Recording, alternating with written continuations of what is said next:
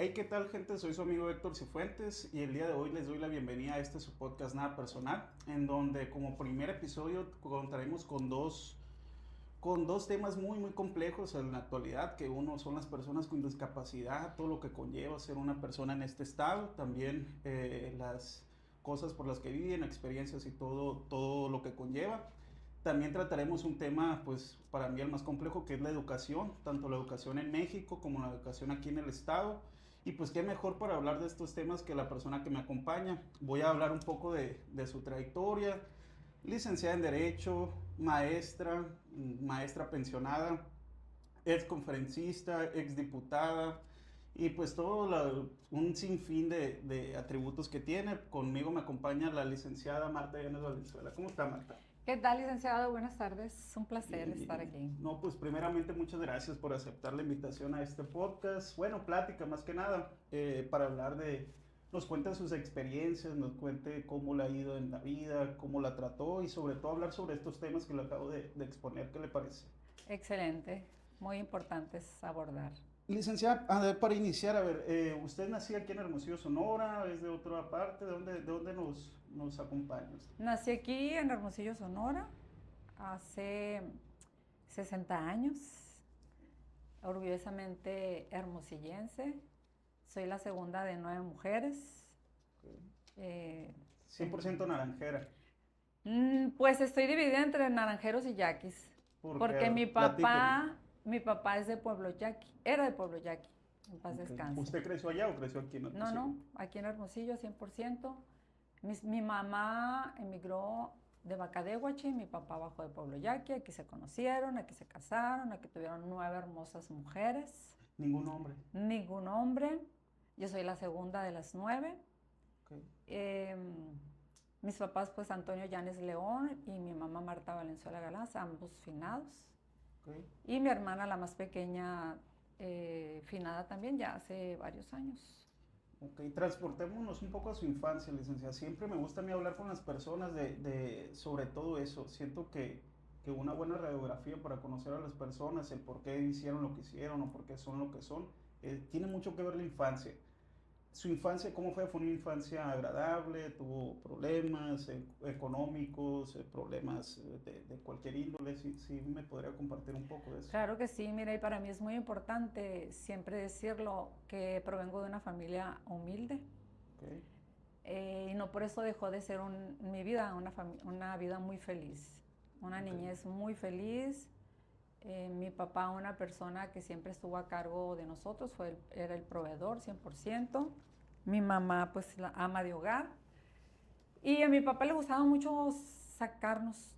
Todos los domingos era de rigor que nosotros teníamos que salir. ¿Cuáles eran los paseos típicos? El Cerrito de la Campana, Ok. Topahue, el Gavilán, el Cerro Colorado, el Parque Infantil, el Parque Órale. Madero. Entonces, todas, ya las más chicas casi no les tocó tanto, ¿no? Pero las Ok. mayores sí, entonces tengo recuerdos maravillosos de mí. Siempre en su infancia, a lo que veo, sus padres procuraron ese contexto familiar sano, pues, o sea, el tener ese tipo de convivencia familiar con, ya sea con los hijos, o a lo mejor hermanos, entre ellos y todo, siempre procuraron un buen contexto. Siempre había la unión nosotros, en la familia Llanes Valenzuela, pero al igual se extendía, ¿no?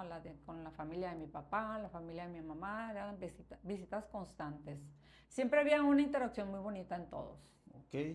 ¿Y su papá qué se dedicaba? ¿Era maestro o No, mi padre fue soldador, fue soldador? tenía un taller de soldadura, Ok. muy famoso aquí en Hermosillo, ¿En el serio? taller Hermanos Llanes, Órale, ahí fíjese. por los Olivares y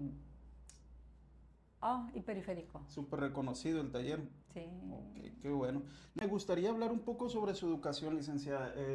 ¿La pasó aquí en Hermosillo? ¿Cómo fue? ¿Preescolar, primaria, todo eso? Sí, aquí todos mis estudios fueron aquí en la ciudad de Hermosillo. Estudié preescolar en el Jardín de Niños Eva Sámano, atrás de la Escuela López Mateo. Órale. La escuela primaria, pues fueron 3 primarias a las que asistí.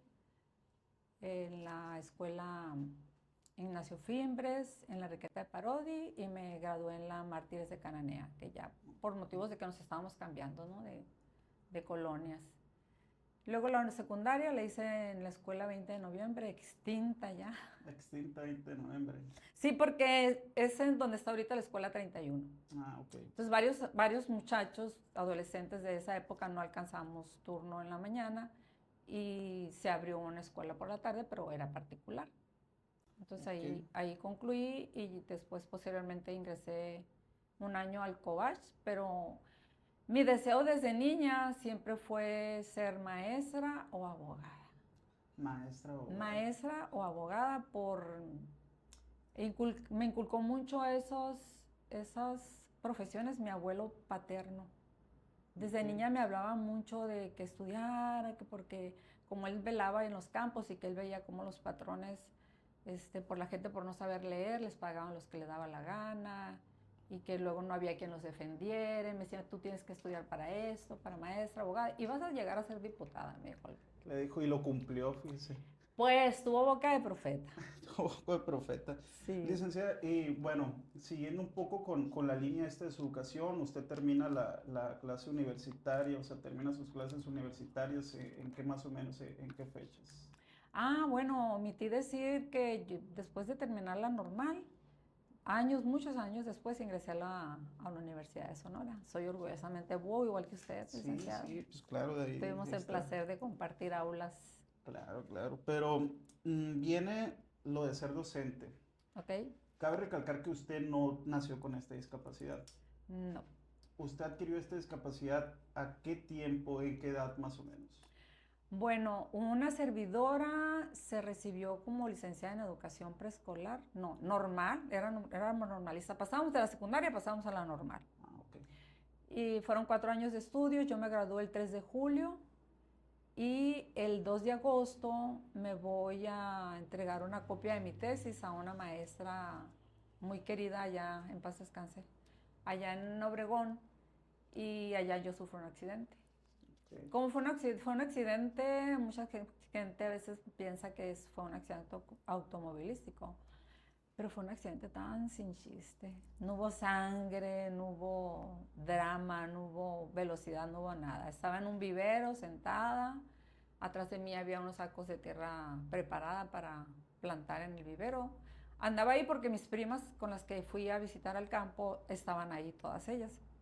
Y me fui con ellas y estaba recargada. Dicen que por la posición en la que me encontraba así semi inclinada, Ujú. pues me agarraron bien acomodadita ahí los sacos. Entonces me cayeron sacos de tierra en la columna a- al mes de haberme graduado. Al mes de haberse graduado. Ajá, Y de ahí surgió, bueno, pues un cambio radical en su vida, ¿verdad? Un un cambio, parteaguas, así le parteaguas. llamo yo, es un parteaguas. Él antes cuando caminé 20 años, casi 21, Ya y ya casi tengo 40 años con esta con esa discapacidad discapacidad. adquirida. ¿Tuvo algo, problemas de depresión, de inseguridad, de algún tipo de ese tipo de... Recién me accidenté, a mí nunca me dijeron que yo no iba a volver a caminar. Ok, Ni el neurocirujano que me operó, ya, pues todo fue atendida ya operada y atendida y guardé reposo un mes allá en Ciudad Obregón. ok. Al mes ya me trasladaron a Hermosillo, ya estando en casa de mis padres. Eh, pues nunca me decían nada. Yo seguía con mis planes, ¿no? De que, voy a comprar esta ropa y voy a comprar estas zapatillas. Porque pues yo esperando volver a mi vida normal, porque era el mes en el que se estaban otorgando las plazas. Ok, Y para mí era súper importante empezar a laborar para apoyar en la economía familiar, porque mi padre era el único que trabajaba y había 6 abajo de mí, 7 que tenía que ayudar a sacar adelante. Entonces, eso me motivó al momento de no saberlo, de seguir yo con mis planes. Después me mandan el doctor que me estaba atendiendo aquí, que me daba terapias físicas, me dijo que me iba a mandar a terapias a Puebla, que allá había un centro de rehabilitación muy, muy grande. Y fui con decirte que yo no me atrevía ni siquiera a peinarme. Me daba miedo todo. A raíz del accidente. A raíz del accidente. Y como estaba neófita, yo no sabía qué estaba pasando conmigo. Yo sabía que no sentía las piernas, que no podía moverme, que tenía que valerme, entonces pues en mi casa me ayudaban a hacer todo.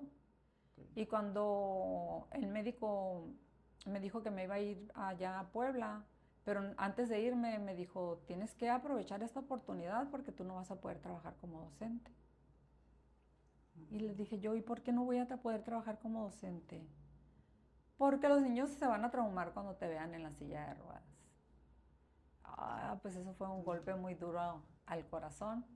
Pues bueno, me voy a Puebla, duró 1 año y medio en rehabilitación. Fui la top model ahí en el centro de rehabilitación porque me enseñaron a manejar la silla, a bajar rampas, a bajar escalones en 2 puntos, en las sillas, en las ruedas grandes nada más. Regresé al mes y medio y regresó otra Marta. O sea, totalmente diferente a la que totalmente diferente. Y hasta la fecha digo cuando me preguntan, ¿es que no puedes hacer esto? Es que yo puedo hacer todo, lo único que no puedo hacer es caminar. Y regresé, pero pues es difícil en ese entonces, estamos hablando de 1985, cuando fue el temblor también de México. De México. Y pues hablar de personas con discapacidad era un tabú, si ahorita tenemos hoy en día limitaciones, en aquel entonces había más. Okay. Toco un tema muy importante, limitaciones para la gente con discapacidad. A mí me ha tocado vivir de experiencia propia, por ejemplo, al ayudar a ciertas personas que padecen alguna discapacidad hasta cierto punto de ni siquiera saber cómo ayudarlos, porque también hay una desinformación gigante en la sociedad de cómo tratar a lo mejor a una persona con discapacidad. No en cuestión del trato meramente personal, sino cómo ayudarles sin lastimarlos, ¿ok? Entonces, muchos de los lugares no están adaptados. Hace poco vi en redes sociales que en Honda, que hasta fotos subieron con usted, porque desgraciadamente no estamos con esa cultura y aparte, pues bendito el México lindo y querido, se hacen edificaciones, por ejemplo, de arquitectura sin cumplir las reglamentaciones. Eso para hablando de silla de ruedas, ¿no? Ahora, en un cuestión de gente con debilidad visual y todo ese tipo de cuestiones, ¿usted le ha tocado vivir esas experiencias aquí en Hermosillo, donde estamos? Bastante, lo he vivido como persona con discapacidad y como maestra que fui en su momento de niños con discapacidad. Muchísimas. ¿Empieza usted, la primera vez que empieza a dar clases fue a niños con discapacidad? Sí, empecé a laborar como asistente educativa en el Instituto Iris. Hoy en día se llama CAME número 12, que es la Escuela para Niños Ciegos y Débiles Visuales. Okay. Ahí fue donde yo ingresé como voluntaria, después me contrató el patronato como asistente educativa y luego ya me asignaron una plaza. Okay. Y ya me quedé ahí como maestra para niños de intervención temprana y educación preescolar por más de 11 años. 11 años. ¿Da clases? ¿Era complicado dar clases a niños con esta condición o usted lo disfrutó? No, yo los disfruté y aprendí ahí lo que dice el libro del Principito, ¿no? Lo esencial, lo más importante es la esencia de la persona, se ve con el corazón, no con los ojos. Y ahí fue cuando agarré yo mucha fuerza y mucha seguridad de cuando me dijo el doctor, no vas a poder trabajar porque los niños se van a traumar. Dije, mira, bendito Dios me mandó a una escuela para niños ciegos, donde a ellos los que les interesa es mi voz.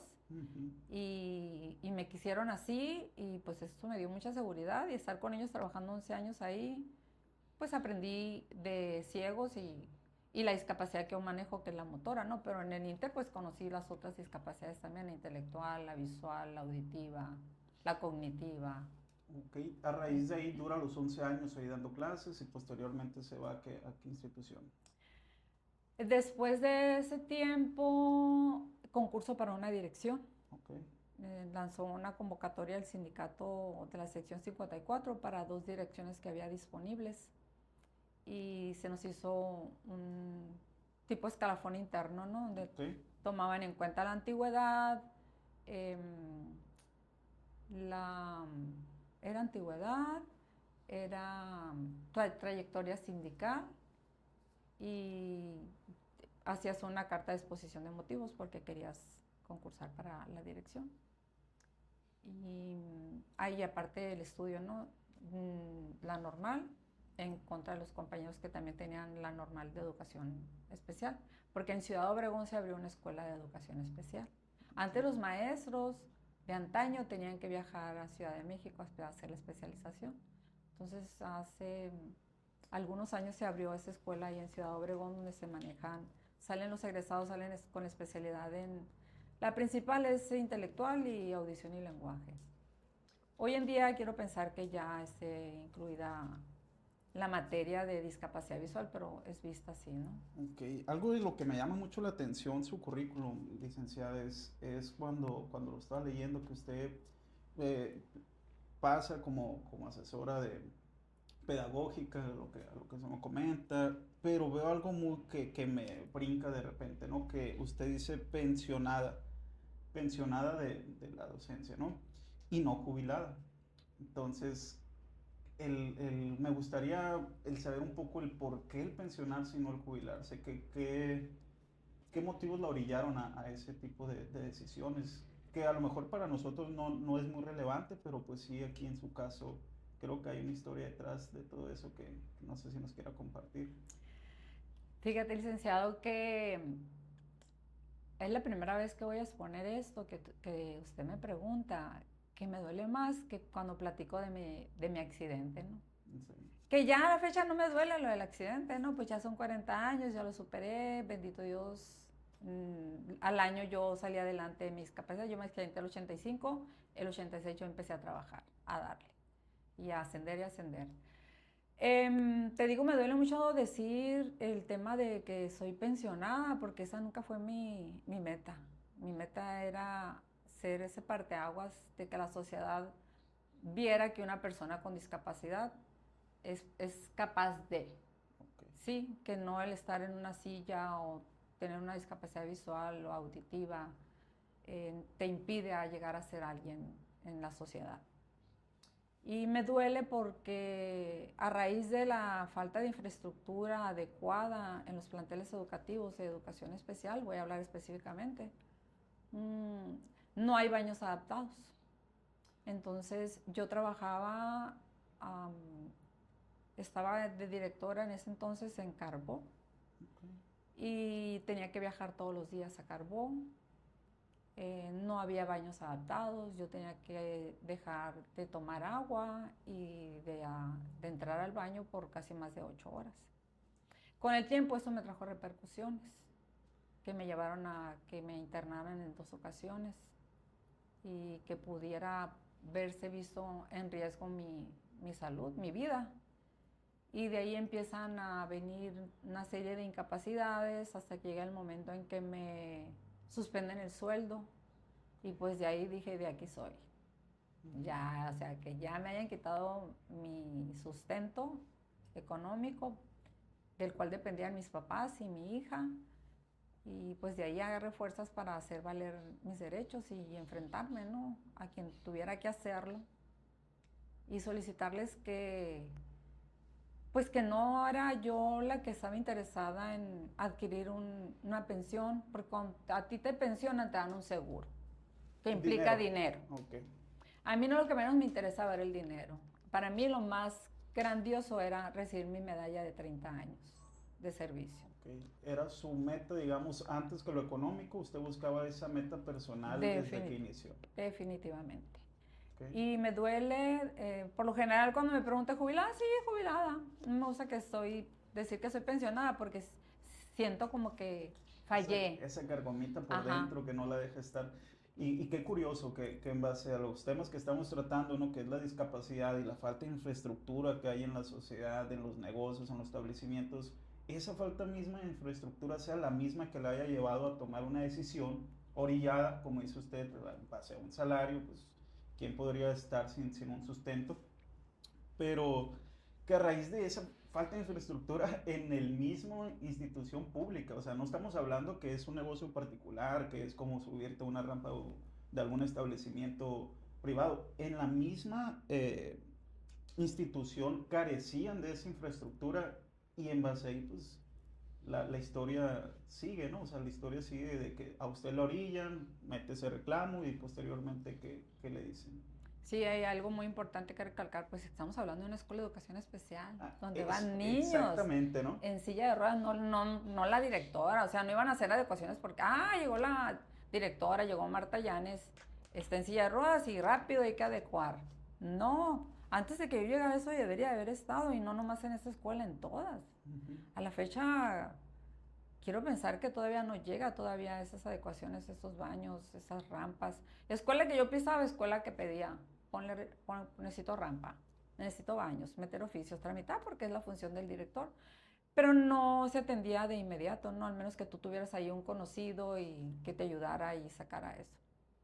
Entonces, pues eso me llevó yo me vi enfrentada a una evaluación por 8 médicos, que les digo yo, llenas. Las llenas en Istezón, que te mandan a salud laboral y ponen 8 médicos enfrente de ti de diferentes especialidades. Pues la ven a uno bonita, No, bien pues sí, vestida. claro. Está mejor que nosotros, dicen, ¿cómo que se Sí, quiere? entonces ellos dictaminaron, no tiene nada, que regrese a trabajar. Y yo pues salí de ahí pues muy molesta y dije, bueno, ¿y cuándo me van a escuchar a mí? Porque ellos pasan un reporte, no al área, ya no tienen nada y no maestra, regreses a trabajar. Regreso a trabajar, me internan, regreso a trabajar, me internan y le dije, lo siento, háganlo como puedan, pero yo no voy a regresar a trabajar. Y debido a eso, pues me llevó a tener una entrevista con un alto funcionario ahí en las dependencias de Istezón. Y hablé con él y le dije bien claro que no era mi interés el dinero, que sí quería que me pagaran el año que me habían dejado de pagar. Sí, no lo renuncio. Eso no renuncio, es mi derecho, yo lo quiero. Pero lamentablemente pues no me lo podían dar así, tenía que ser a través de un seguro. Ok, volvemos que el seguro estamos hablando de dinero. Pues, o de sea, dinero. Dinero.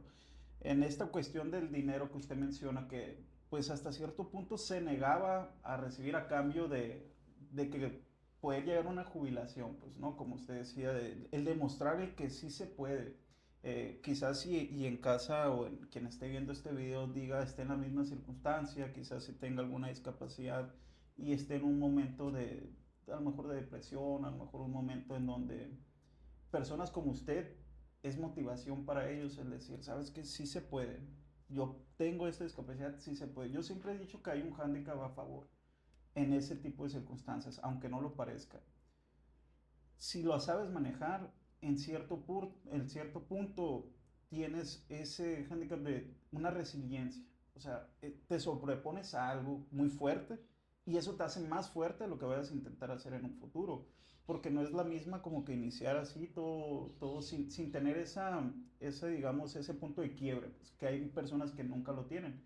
Pero las personas que en realidad sí lo llegan a tener es como que pareciera si lo sobrepasan, como que es un trayecto, se vuelven hasta más fuertes. En cuestión habla con esta persona que usted comenta de alto funcionario, ¿y qué le comenta? ¿Fue una plática amena? ¿Cómo fue una plática en donde sí hubo? De entrada no fue nada amena, porque yo no sabía que había que cumplir un requisito para poder yo platicar con esta persona. Sin embargo, recién ingresaba yo a estudiar Derecho, Okay. porque era otro de mis sueños, ¿no? Y más en la universidad. Ya la traíamos bien cortita ahí con sus derechos, entonces. Sí, ya. Y me dice que la condición es de que hablemos a solos, pues, y me acompañaba a mí el jurídico por parte del sindicato. Y cuando él me dice... ¿Siempre le apoyó el sindicato o no? Pues en ese sentido, cuando yo pedí... Yo entregué un escrito a Istezón donde yo solicitaba hablar con el director porque yo quería que a mí me escucharan, no nada más a los 8 médicos, que escucharan también a Marta Llanes. Okay. Entonces metí un oficio y una compañera, una servidora formó parte del comité ejecutivo de la sección 54. Okay.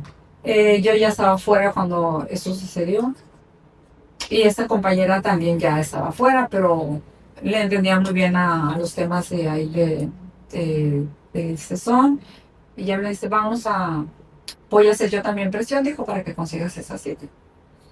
Y pues bueno, se dio, entré a hablar con esa persona, me dice, pero pues es que mi condición era que habláramos ellos solas, a solos, dice. Y pues ahí fue también otra vez, ¿no? Dije yo, bueno, Martita, estás estudiando Derecho. Sí, es momento de Es usar momento todos de los usar. conocimientos. Pues ok, si su requisito es que usted y yo hablemos a solas, yo le pido con todo respeto al licenciado que me acompaña que se retire, porque yo no voy a perder esta oportunidad de que me escuche. Y ya el licenciado me dice que me acompañó, ¿estás segura, maestra? Sí, sí estoy segura, le dije. Me siento muy segura, tranquila, no tengo miedo, así que por favor déjenos a solas. Y ya platicando, me dice, pues aquí está la ficha informativa que me hicieron ya a los que les digo las llenas. ¿Tiene algo más que agregarle? Les digo yo, sí. ¿Podría hacerme el favor de hacer un lado esa ficha informativa y escuchar a Marta Llanes Valenzuela? Es que necesito que me escuchen a mí, nadie me ha escuchado, le digo. Y ya accede, afortunadamente, hace un lado su agente y me dice, adelante, la escucho. Pues empiezo a contarle desde el momento que me coincidieron, ¿no? Hasta el momento que estaba ahí con él. Y le dejé bien claro, yo quiero que me paguen, yo quiero recibir mi medalla, ese es mi orgullo, siempre he soñado con ese momento, no quiero dinero. Entonces ahí fue cuando me dicen, no es posible. Para que pueda recuperar usted ese dinero que no se le pagó, pues tiene que salir a través de un seguro y que proceda su pensión. Y me hizo una pregunta muy interesante, me dice, ¿a usted considera que sea con el 100%? Porque cuando hablas de pensiones es dependiendo, ¿no?, de los años que tengas, te toca el 60 o el 70, si es accidente de trabajo, pues es el 100%. Ajá. Lo mío, pues la discapacidad no fue accidente de trabajo porque yo entré a laborar estando con la discapacidad. ¿Y se lo valoraron como enfermedad general entonces? No sé a fin del día cuál fue la decisión que se tomó, pero cuando él me pregunta, pues yo no le dije, es que no le pregunte a Marta Llanes si es con el 100%. Ustedes pregúntense. En base a todo lo que yo le platiqué, ¿por qué me están culpando a mí? ¿Por qué están sobre mí nada más? ¿Dónde está el sindicato? ¿Dónde está la Secretaría de Educación y Cultura? ¿Y dónde están ustedes como sector salud? Para lo que a mí me pasó en cuanto a que me llevara a estar internada por no estar los baños adecuados. Entonces no me pregunten a mí, porque yo no quiero decirle, sí, o sea, porque insisto, pues no era el dinero. Si yo hubiese sido otra, les digo, sí, a mí me parece que es con el 100%, tengo el derecho. No, porque no era mi intención. Ok. Cuando, bueno, esta persona, lo que entiendo, le da un norte, ¿no? Le da una esperanza quizás de arreglar algo, cosa que anteriormente no se le habían dado, como dice las llenas, sí. ¿No? O sea, es una persona que hasta cierto punto le ayudó, a lo mejor y no con el fin que usted buscaba de seguir hasta su medalla, pero sí con arreglarle esta problemática. ¿Cómo se sintió cuando recibió ese dinero? Muy mal. Muy mal. Lloré. Lloraba. Cuando me dijeron que ya estaba el dictamen, que había salido que había procedido la pensión y que pasara a la aseguradora por el cheque, pues si me creen, bueno, y si no también, pero estoy hablando con la verdad, ante todo. Mi hija me acompañó y firmé y me salí y yo una llorona. Y me dice mi hija, ¿pero por qué lloras, mamá? Porque yo no quería esto, yo quiero mi medalla. Mamá, pero es que te vas a seguir enfermando. No, es que ya ni siquiera puedo regresar a trabajar, le digo. Ya salieron un dictamen de pensión, yo ya no puedo laborar, le digo. Y esto yo no lo que quería, yo me soñaba que me entregara la medalla, porque típico, antes hacían las ceremonias y había ceremonias con el gobernador. Y el gobernador te la entregaban y era un sueño pues para mí, como te digo, demostrarme a mí, demostrarle a la sociedad que se puede salir adelante, pero para eso también tiene que haber mucha actitud. Y sí, te digo, es un tema muy sensible para mí. No me gusta decir que soy pensionada porque siento como que fracasé. No, pues muchas gracias, licenciada, por compartirnos este punto tan importante, ¿no? Tan importante en su vida. Volviendo un poco más al tema de usted de docente, sí me gustaría tocar un tema muy importante que es, ya basándonos lo que usted fue como persona discapacitada en su centro de trabajo, que en este caso fue la educación, ahorita enfocándonos más en la educación como tal en el país, pues es un tema muy complejo, ¿no? A mí siempre cuando se habla de esos temas de educación, ves los temas en tres vertientes, por ejemplo, los padres. ¿Qué tanto influyen los padres en los menores, en los niños, para con el maestro? O sea, si no hacen ese equipo, ¿cómo sacar adelante la educación? Porque hablamos de un tema integral, pues no solo es un tema de que el niño es malo, el maestro es malo o el padre es malo. Si no hay esa conjunción, difícilmente sale esto adelante. A usted le tocó experiencias me imagino, con padres en los que estaban presentes, otros que están ausentes. Para usted, ¿cómo influyó eso en los menores? O sea, en los niños, ¿cómo influye si los padres están o no están en el desarrollo de los niños? Pues definitivamente la figura de los papás en la educación de los hijos es muy importante, ¿no? Muy determinante. En cuanto a mi experiencia de educación especial, sí había mucho acercamiento con los papás. Las escuelas de educación especial manejan o manejaban lo que se llama escuela para padres, donde se les llevaba temas de orientación a los papás de cómo manejar la discapacidad con ellos, la sexualidad, la nutrición. Y siempre dicen, bueno, pues parece que no hay papás porque las reuniones iban las mamás, ¿no? Y para hacer esas reuniones teníamos que valernos de una rifa, de algún detalle para que fueran las mamás. Era raro el papá que iba. Y influye mucho porque si no está el respaldo de los papás con los hijos, pues los niños se pierden.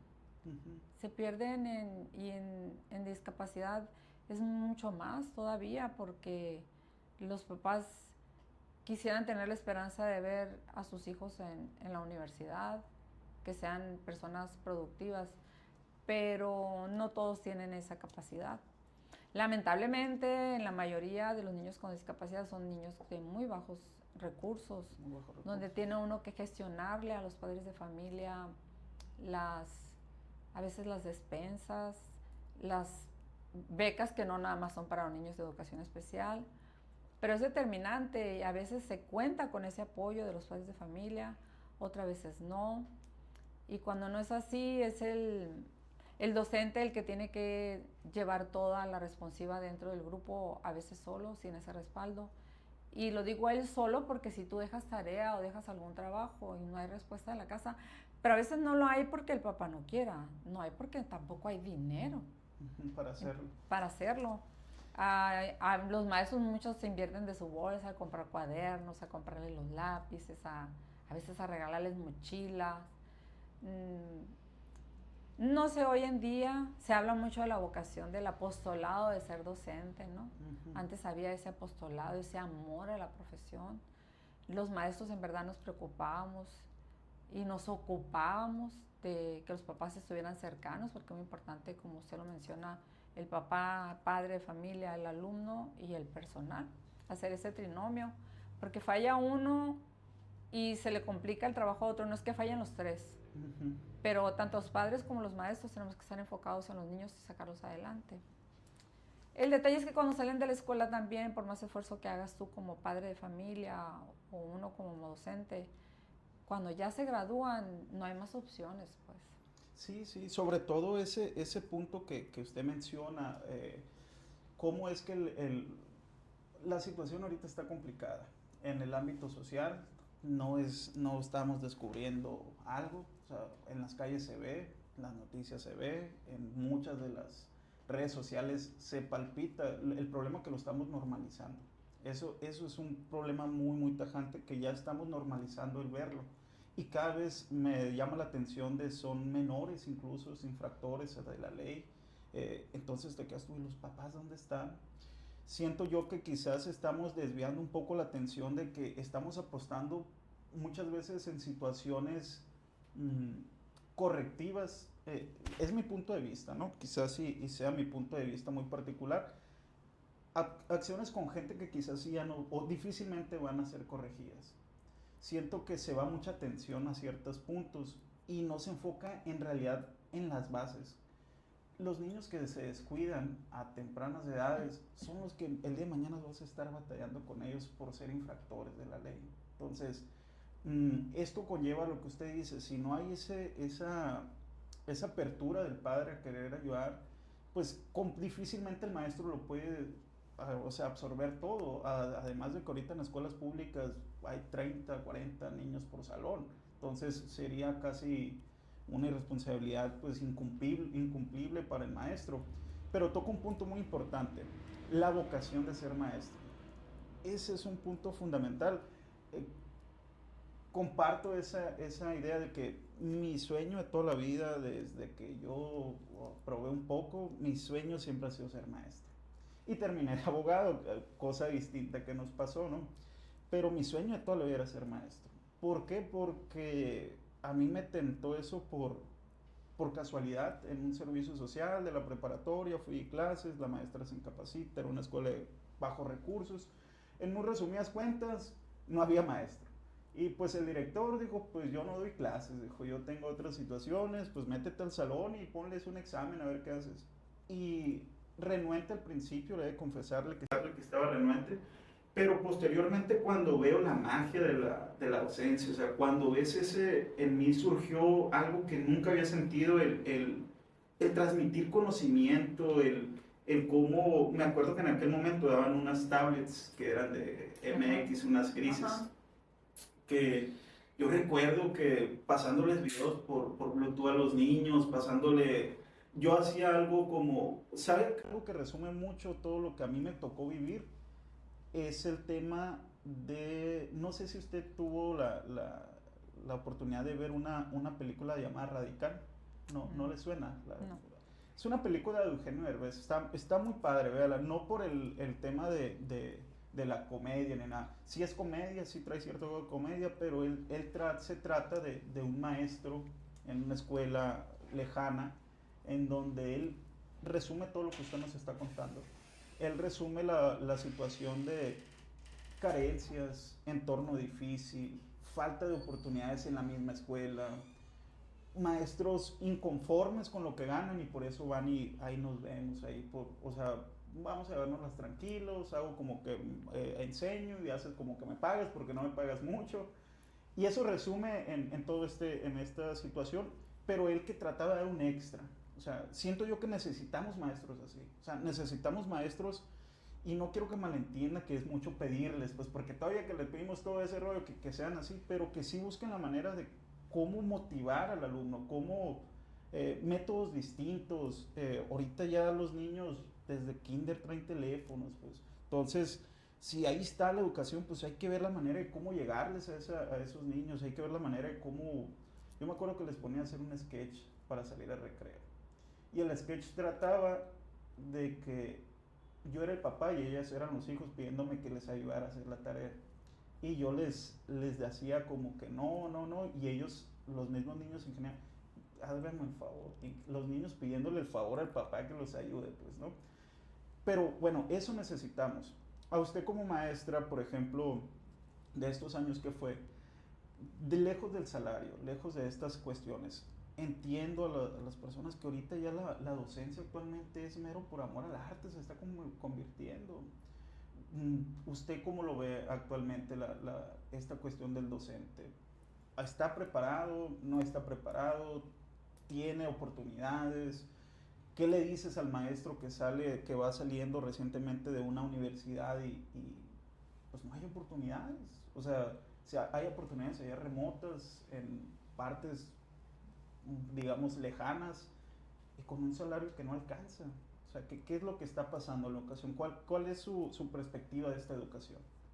Fíjate que antes, como te mencionaba anteriormente, se hablaba mucho del apostolado. Cuando nosotros estuvimos pequeñas y veíamos a nuestros maestros y eran nuestras inspiraciones porque le ponían todo el asador a la carne, ¿no? Como dicen.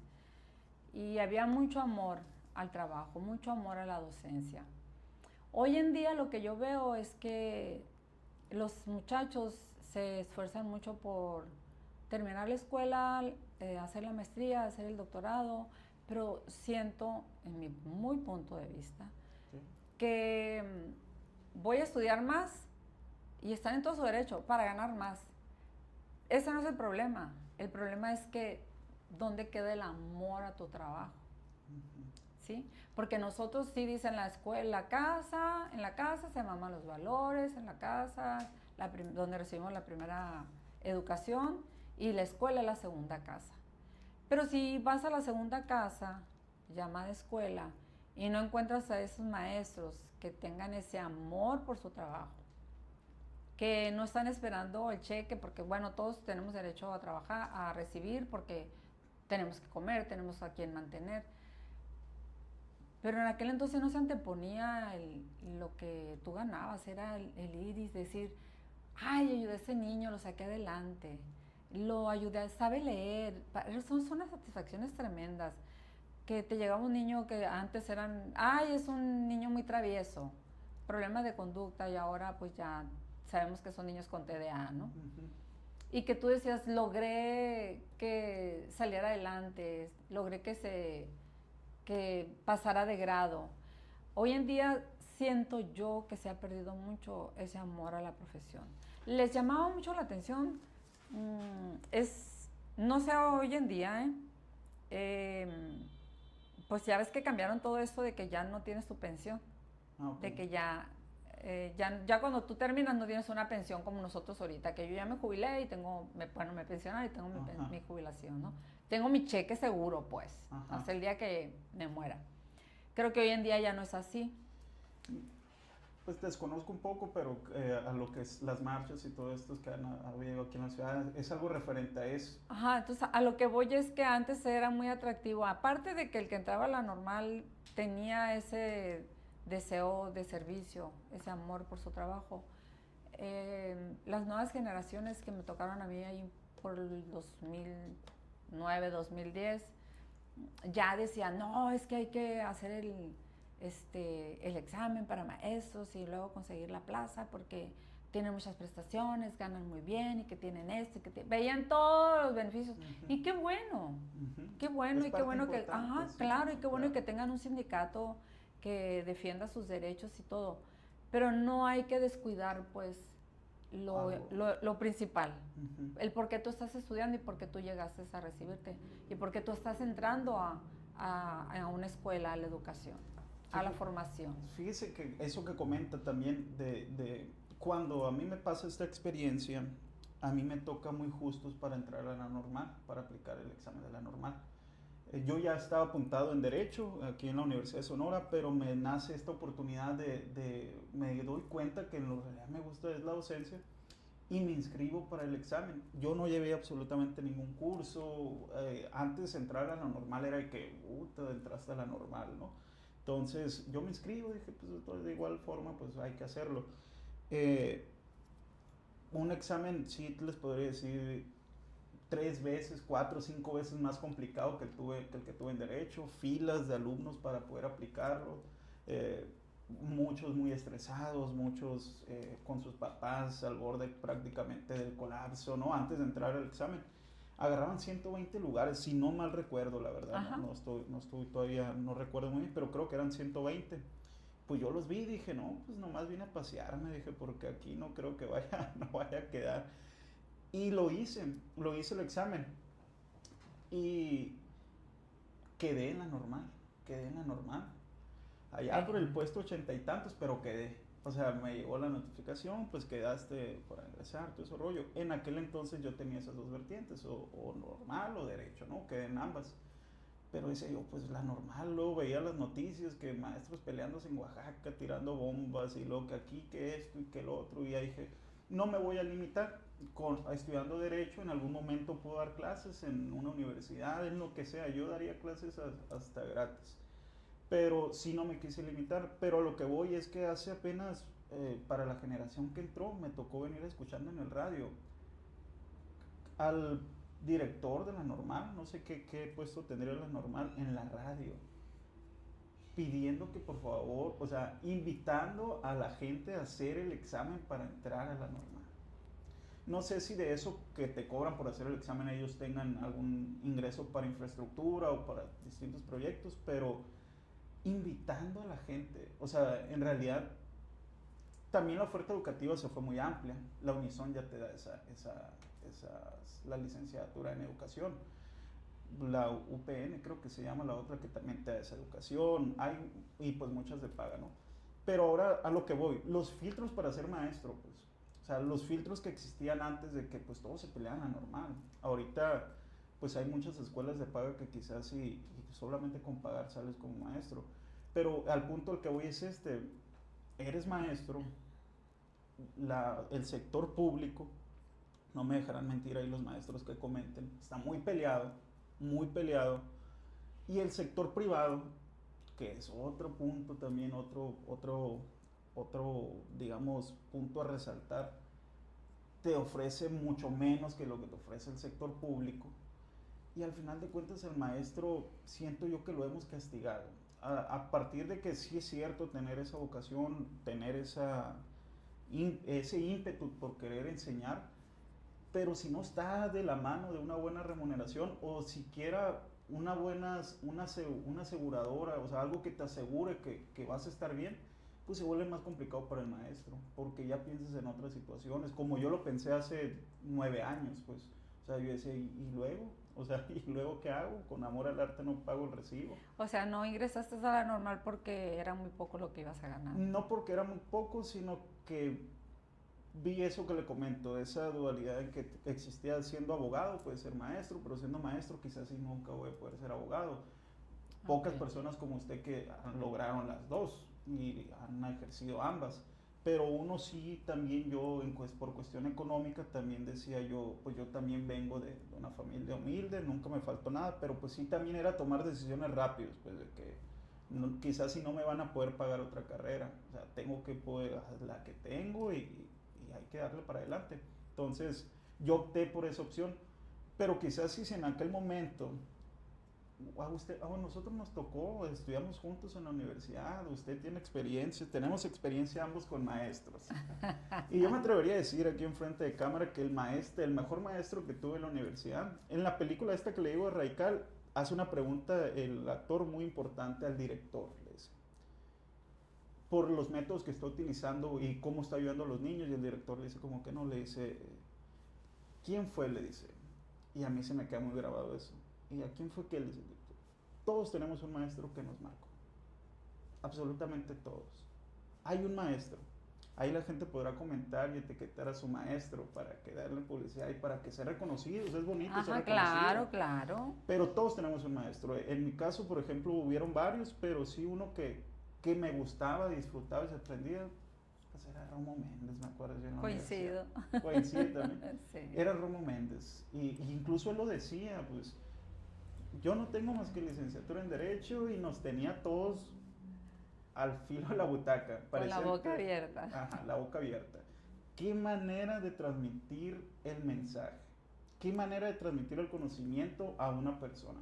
Mis respetos, la verdad. Y habían otros, que usted no me dejará mentir también, no vamos a decir nombres obviamente, pero con mucha más preparación en papel, que no transmitían ni la mitad de lo que él transmitía. Eso es lo que te comentaba ahorita, pues, que ahorita se apuran por tener licenciatura, maestría, doctorado, pero en el grupo no. Sí, ¿cómo le haces ahí, no? ¿Cómo llegas al grupo si no tienes ese ímpetu?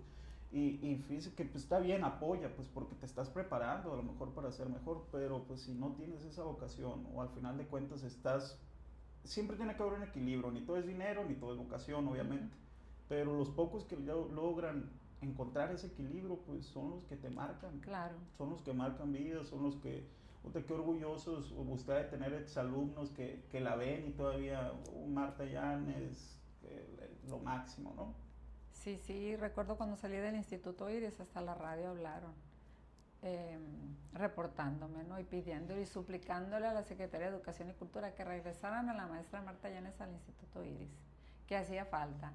Y a mí me enfrentó en ese momento el presidente de la sociedad de padres y me dice, ¿por qué está dejando a los maestros? A los alumnos, me dice. Ahí los está dejando, ¿qué va a hacer de ellos? No, discúlpeme, le digo, yo no los estoy dejando.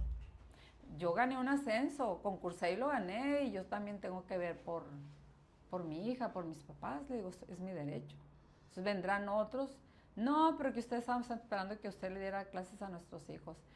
Y de cierta manera, cuando escuché en el carro, en la radio, mi nombre, dije yo, pues, qué bonito se siente, ¿no? Que te peleen. Qué orgullo, O no te habrá tocado también como alumno que tus papás dijeran, es que quiero que mi hijo quede con este maestro. Sí, los que se pelean. ¿Y por qué hay eso? Pues la verdad por la misma vocación, por el mismo ímpetu que estamos hablando y pues sobre todo eso, eh, para cerrar estos temas, estamos hablando de muchas cuestiones que quizás y ahorita no vemos, pero por ejemplo estamos hablando cuestiones de los docentes en el aula, los niños cómo llegan con sus contextos, los padres y todo esto, pero también hay una parte ejecutiva arriba, o sea que también no vamos a tocar mucho tan de fondo, pero también eso abona a las prestaciones que a lo mejor que puede tener un maestro, eso abona a la estructura, plan educativo y todo esto. Hace poquito estaba leyendo una noticia que quisiera que me diera su punto de vista, un programa que publicaba, si no mal recuerdo, el secretario de Educación, que él manejaba un programa y si no mal recuerdo se llama La Escuela Te Extraña, La Escuela Te Extraña. ¿Qué consiste este programa? A mí me sorprendió, yo pensé que era inteligencia artificial, dije, no, pues, por eso la otra vez estaba en un artículo, por eso nos asustamos, porque nosotros sí podemos esperar que gente como él, que con esos puestos hagan ese tipo de comentarios. No he leído, la verdad, todo la finalidad, pero decían, la escuela te extraña. Si tú, él proponía que directores, maestros tenían la obligación, la responsabilidad, creo que menciona él, de en un dado caso si el alumno tiene un mes perdido por allá, ir personalmente hasta su casa, por qué estás faltando, que tratar de hacer esa reinserción. No lo veo mal, pero como maestro, ¿qué pensaría usted si en su horario laboral la mandan a, no sé, una colonia conflictiva, a buscar a un niño que por algo no está yendo, siendo que yo creo que no son las instituciones adecuadas para hacerlo y pues se hizo viral, se estaban viendo muchos comentarios. ¿Usted qué piensa al respecto de esa iniciativa del secretario? Pues ay, a mí me encantaría mejor que en lugar de mandar al maestro, que ya bastante tiene con el trabajo en el aula, de 30 alumnos, 25 alumnos, 40 alumnos, y aparte irlos a buscar, que pues bonito gesto de parte del secretario, ¿no? Pero yo diría mejor, ¿y por qué no abren espacios para trabajadoras sociales en las escuelas? Que esa sería su función. Dentro de educación especial existe la figura de trabajo social y esa es su responsabilidad. De un niño que no está yendo a clases, tiene que ir a casa a ver qué es lo que está pasando. Y si está pasando algo, hacer las denuncias ante las instituciones correspondientes. Entonces, que abran esos espacios también a las escuelas de educación primaria, porque en secundaria también existe la figura de trabajo social, más no sé si lo hagan, ¿no? Pero suena padre el rescate de los niños para que no anden, como usted comentaba ahorita, que sean los futuros delincuentes, pero pues también hay que abrir espacios y no recargarle la mano todo al docente. Sí, sí, una carga más. Pues para finalizar, licenciada, pues primero que nada, muchas gracias, ¿no? Por haber acudido aquí a su invitación. Un placer. A la invitación para que haya venido a exponernos su tema, muy interesante. Creo que ojalá y a los que nos están viendo detrás de esa pantalla les sirva, tenga lo tome como una enseñanza, lo tome como una experiencia, como motivación. Quizás hay cosas de aquí que a lo mejor nos están viendo maestros y que el maestro cambie esa perspectiva a lo mejor de su trabajo, a lo mejor y vea ese privilegio que es ser maestro. Y no sé, ¿quiere decir algo para finalizar, licenciada? Sí, pues así como retomando lo que dice el licenciado, sí es un honor, es un privilegio, es un gozo ser maestro. Como lo comentaba anteriormente, llevarnos todas esas enseñanzas, porque los niños de ellos también aprendemos de los padres de familia, eso nos permite crecer, es un orgullo, entonces hay que llevar la camiseta bien puesta al aula cuando de docente se trata. En relación en cuanto a la discapacidad, si hay alguna persona que nos esté viendo, que esté pasando por una situación reciente de haber sufrido algún accidente, ya sea, o que haya nacido con alguna discapacidad, decir a los padres de familia, pues, que todo el apoyo que tengan que ofrecer, háganlo. En mi caso a mí me funcionó mucho la dureza con la que fui tratada de parte de mi papá, porque él me decía, sí lo puedes hacer, y yo le decía, no puedo, sí lo puedes hacer. No hubo conmigo nada de que me das lástima. Obvio mi mami sí, ¿no? Como un poquito más, pero mi papá fue muy, muy duro y esa forma como él se comportó, a mí me ayudó mucho. Y aparte la necesidad y el coraje que tenía yo de salir adelante, pues depende también mucho de nosotros, sí, la ayuda de los papás, no sé en qué edad, cada quien, los papás, sí, en caso de niños pequeños, pues toda la responsabilidad sobre de ellos, de sacarlos adelante. Si ya te tocó sufrir un accidente en edad ya adulta, échale ganas, si se puede. Hay ángeles en la tierra que te ayudan. Yo me podría estar aquí horas con el licenciado platicándole a detalle cómo fueron mis pasos, todo lo que he logrado hasta el día de hoy, cómo es que se fueron acomodando las cosas y en los tiempos que Dios así lo consideró, porque debo de mencionarlo, porque todo ha sido gracias a Él. Y a pesar de todas las barreras arquitectónicas que tengamos, las faltas de apoyo que haya de parte de las instituciones, la indiferencia a veces de parte de la sociedad, esa intolerancia que tienen y muchas cosas que como personas con discapacidad vivimos, pese a todo eso, hay que sacar el coraje, hay que sacar la garra y hay que salir adelante y ser feliz, porque para eso estamos aquí, para ser felices y pues esa es mi invitación, ¿no? Pues como ya vieron aquí una persona exitosa, qué mejor que para estárselos comentando la licenciada Marta Llanes, en serio, un honor que nos hayas acompañado esta tarde. Y pues comentarles solamente eso para finalizar esta plática, este podcast, pues esperemos sus comentarios, esperemos haya interacción de la gente, esperemos haya gente que se interese por el tema. Ojalá llegue a los oídos adecuados para que hagan algo o para que cambien algo. Y pues este es el motivo de este tipo de pláticas, enriquecer un poco a la sociedad con temas relevantes que muchas veces no se tratan en ninguna red social. Entonces, pues nada, aquí abajo estarán los links para que suscríbanse, comenten, compartan. Hablamos de los maestros, etiqueten a ese maestro que les cambió la vida, que los marcó, que les hizo Es bonito reconocerlos, es bonito decir, por ti soy así, por ti fue un parteaguas este maestro en mi vida. Entonces, nada, pues de nuevo, muchas gracias por venir, licenciada. Un placer. Y estamos en contacto. Está bueno, pues Gracias. muchas gracias.